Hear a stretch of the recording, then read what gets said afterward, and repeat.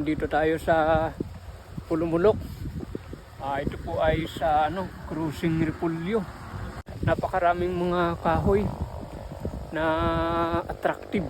Hindi ko lang alam kung anong klaseng kahoy po ito. Yan po ang gaganda.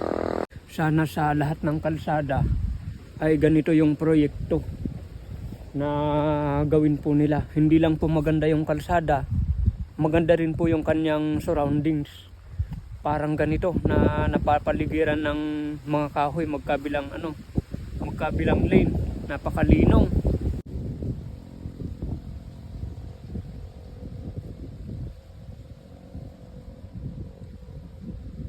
Ganito po yung magandang challenge sa sa DPWH saka sa DENR, na habang maganda yung ating kalsada, maganda rin yung kanyang paligid. Yun, parang ganito.